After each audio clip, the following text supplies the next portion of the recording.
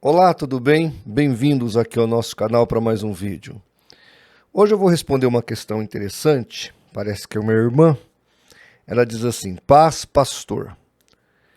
O calvinista me diz que Deus só escolheu um pequeno rebanho.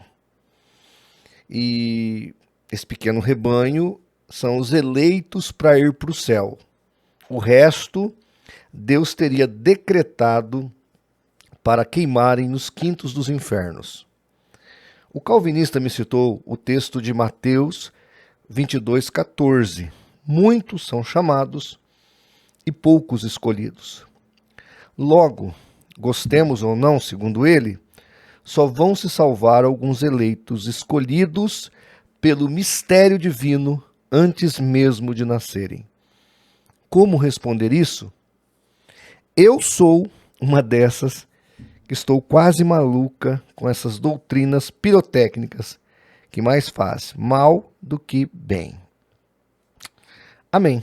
Vamos aí então, nesta oportunidade, trazer texto e contexto ao que foi colocado aqui. Como disse o senhor Marcos Granconato, aquela criatura bem snob, que ele se tornou calvinista porque ele aprendeu a ler.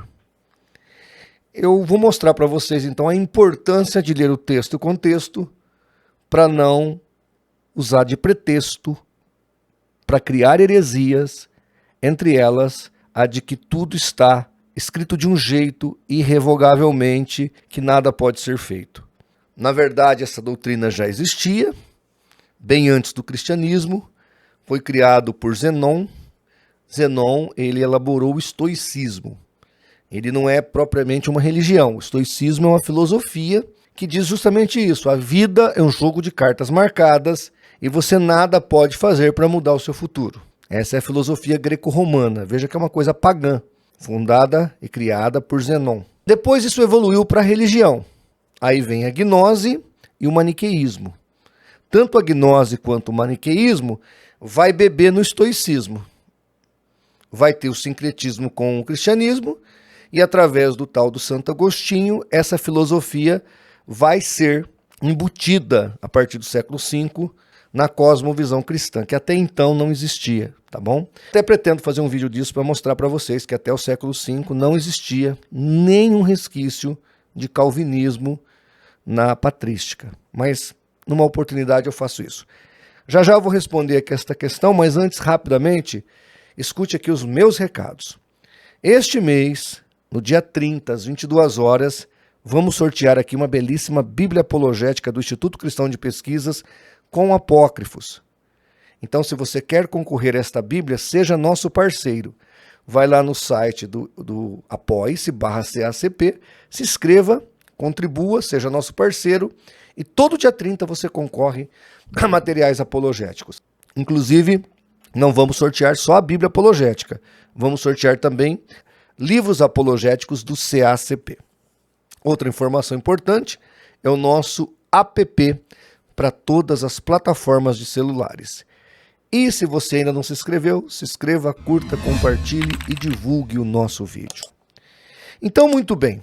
A internauta me mandou aqui um texto onde ela diz que o calvinista citou para ela Mateus 22:14, onde é dito que muitos são chamados e poucos escolhidos.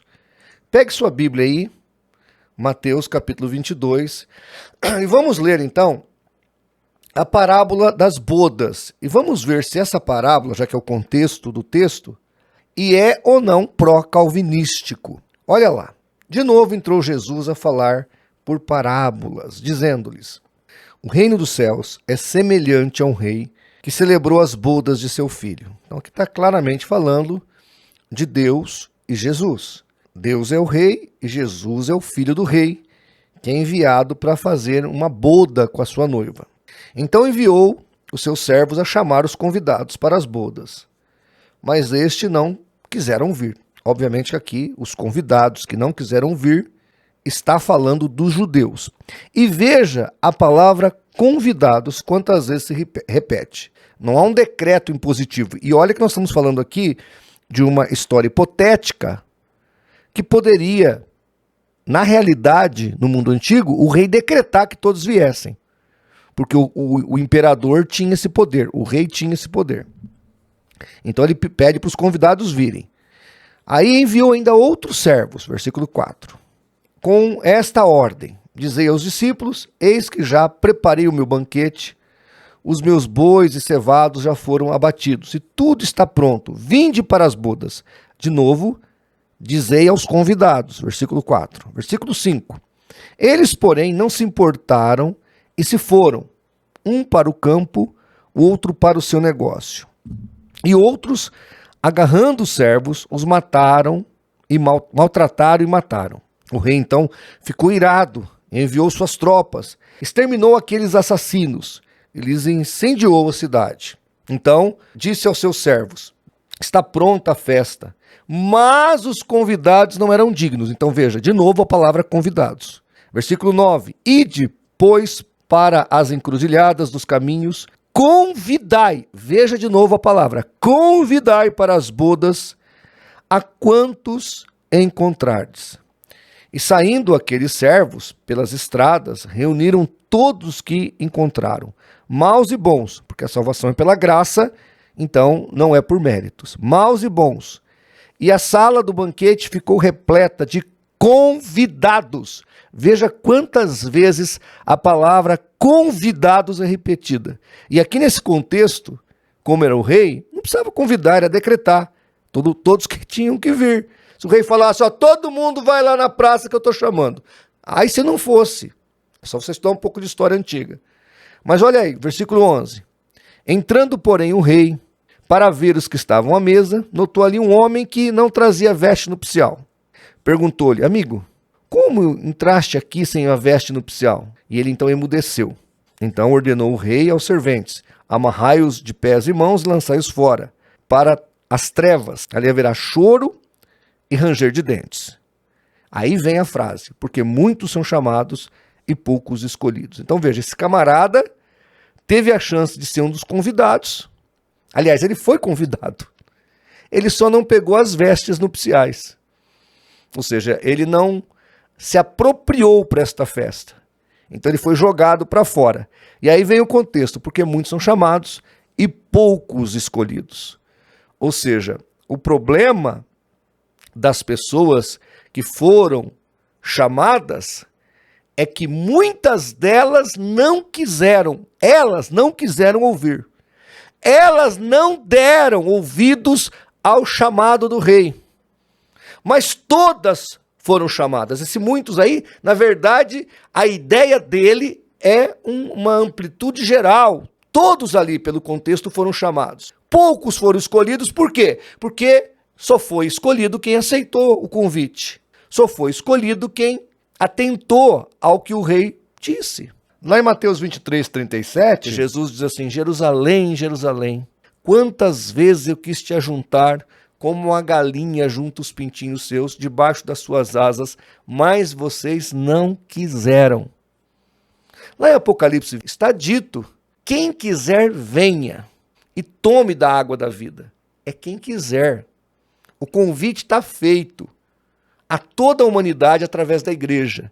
E quem quiser aceitar o convite, pode estar presente no banquete do rei e desfrutar desta graça. Veja que aqui, a única coisa que as pessoas tinham que fazer é se adequar para a festa. E tudo na festa foi de graça. Até a condução para vir para a festa. Porque quem busca o homem é Deus mesmo. Foi Deus que nos buscou. Mas veja que eles foram convidados, a vontade humana foi levada em consideração para que o processo todo ocorresse.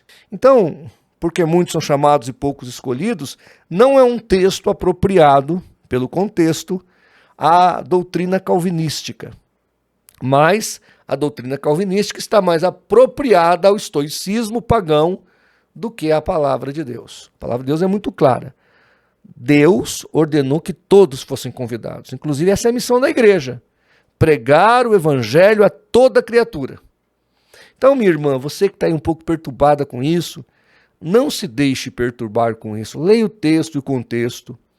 E ainda, além do texto e contexto, veja o periférico doutrinário, como é que os judeus, vamos pensar no texto do Antigo Testamento, via isso, porque não existem judeus calvinísticos. Essa visão não existia, o fatalismo não existia no judaísmo, e muito menos no cristianismo. Isso era uma coisa das religiões de mistério antiga. Vamos pensar em um exemplo de uma religião antiga, o budismo e o hinduísmo. São duas religiões fatalistas. O hinduísmo tem um negócio de castas, que você nasce predestinado àquela casta. E você não tem direito a reclamar nem mudar de casta. E o budismo tem a história do samsara, o círculo da vida. Você nasce naquela samsara várias vezes. Até dentro daquela samsara você pode ter até alguma escolha, mas você não consegue sair daquele ciclo de existência. Então essa cosmovisão está lá nas religiões de mistério antiga, mas não na fé judaica, nem na fé cristã que é derivado do judaísmo. Então, na nossa cosmovisão teológica, esse texto de forma nenhuma corrobora com essa ideia que o calvinista te passou aí, tá bom? E acho estranho ele ter tirado o texto do contexto com tanta avidez, quando na verdade o texto está dando amplitude para a cosmovisão arminiana, da qual as pessoas são convidadas a aceitarem a graça de Deus. E os que aceitam são os escolhidos, são os predestinados, são os eleitos. Quem vai ser salvo? Está aí, diante de você, a proposta. Quem quiser, venha e beba da água da vida. Muito obrigado aí pela sua audiência, espero que eu tenha respondido a nossa irmã. Não fique doida não, irmã. A graça para a sua vida. Não deixe essas perturbações interferirem no grande amor de Deus por você. Isso é mentira do diabo. Jesus te ama e ele dá oportunidade a todos os que quiserem, todos os que abrirem seu coração, ele entrará e ceará com ele. Um grande abraço e, se Deus assim permitir, até o nosso próximo vídeo.